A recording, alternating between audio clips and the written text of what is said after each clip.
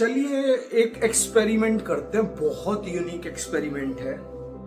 क्या आप 1 घंटे के लिए, आधे घंटे के लिए इतना इमेजिन कर सकते हैं कि जो आसमान है हमारा नीला, उसको आप 1 घंटे के लिए कैनवस मान लीजिए, जिस पर एक चित्रकार फोटो बनाता कैनवस, राइट।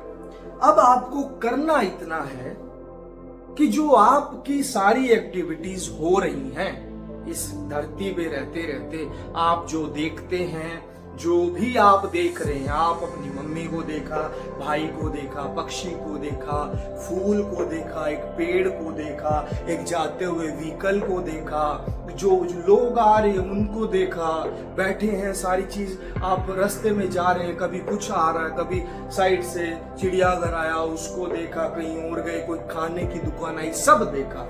अब बस इतना करना है आधे घंटे के लिए कि जो सब देख रहे हैं ना, उसे यहां से उठा के और वहां शिफ्ट कर दीजिए। यानी सब कुछ जो आपकी मम्मी है, आपका भाई है, पेड़ है, फूल है, पक्षी है, जानवर है, रोड्स हैं, अभी तो आप इस सब को वहां लेके जाइए। यानी ये सब आसमान में हो रहा है, वो जो ब्लू स्काई है उसके अंदर। यानी जो रोड्स हैं यहाँ नहीं है, ये वहां है, और उनपे जो व्हीकल चल रहे हैं वो यहाँ नहीं है, वो वहां है, और जो लोग जा रहे हैं वो सब वहां है, पक्षी सारे वहीं, जानवर सारे वहीं, इंसान सारे वहीं, सब कुछ वहां। यानी कि शॉर्ट फॉर्म में मैं अगर बताऊं तो ये इमेजिन कर सकते हैं कि धरती की सारी चीजें, इवन पूरी की पूरी अर्थ को उठाया और हमने शिफ्ट कर दिया वहां, राइट। सिर्फ देखने का नजरिया थोड़ी देर के लिए, 10 मिनट हो सके 10 मिनट, या फिर 15 मिनट हो सके, 5 मिनट हो सके,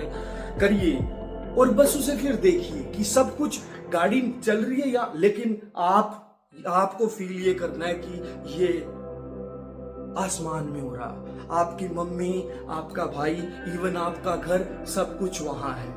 जो आप खेलते हो, जो बच्चे खेलते हैं पार्क में, वो सब वहीं खेल रहे हैं। अब क्या होगा? कौन बचा? सब तो वहां गए, सब तो आपने कैनवस में डाल दी, उस पेंटिंग में सब, मतलब वो सोचिए, वो पेंटिंग मतलब लाइव चल रही है। जो धरती पे होता था, अब धरती पूरी ही शिफ्ट वहां हो गई है, तो सारी एक्टिविटीज वहीं हो रही है। और फिर ये कौन है जो वहां से उसे देख रहा है सारी चीज होते हुए? और क्या अब ये किसी से क्रोधित होगा? क्या किसी पे इसको गुस्सा आएगा? क्या किसी से ये ईर्ष्या करेगा? किससे करेगा? क्योंकि है ही अकेला, राइट। किससे?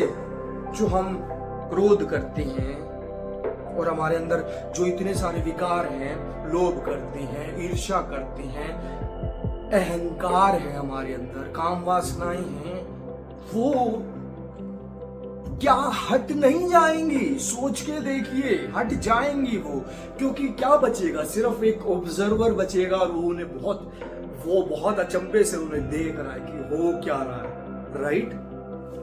अब एक बात और, हमारे बॉडी को शास्त्रों में 4 पार्ट में बताया गया है। एक ब्राह्मण, उसके बाद ये क्षत्रिय, उसके बाद वैश्य, और उसके बाद शूद्र, राइट।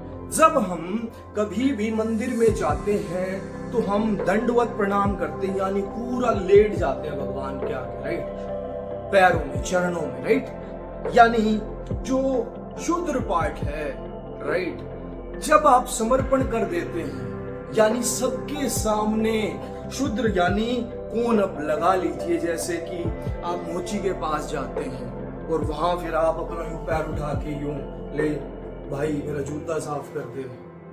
ऐसे नहीं, जब आप सबके सामने झुकने लग जाते हैं, यानी ब्राह्मण हो, क्षत्रिय हो, वैश्य हो या शूद्र हो, सबको आप एक ही मानते हो, सबके आगे यूं रहते हैं, यानी उस टाइम पे परमात्मा का वास हो जाता है आपके अंदर। उसे ही बोलते हैं कि जब आप शूद्र के सामने भी झुक जाते हैं कि मेरी कोई औकात नहीं, जब आप ये कह देते हैं कि मैं आपके आगे कुछ नहीं, जब परमात्मा का वास आता है। क्योंकि जब अगर आप ध्यान से सोचेंगे तो मैं मिटता है उस टाइम। क्योंकि जो चौथी कैटेगरी थी उसके सामने भी हमने हाथ जोड़ लिया और हमने ये कह दिया कि वैसे ही ट्रीट किया जैसे बाकियों को किया, उतने ही प्रेम से, उतने ही प्यार से, उतने ही हमारे चेहरे पे एक सुख था, उनसे बात करते हुए शांति थी, हमारे अंदर कोई घमंड नहीं था कि मेरे पास ये है।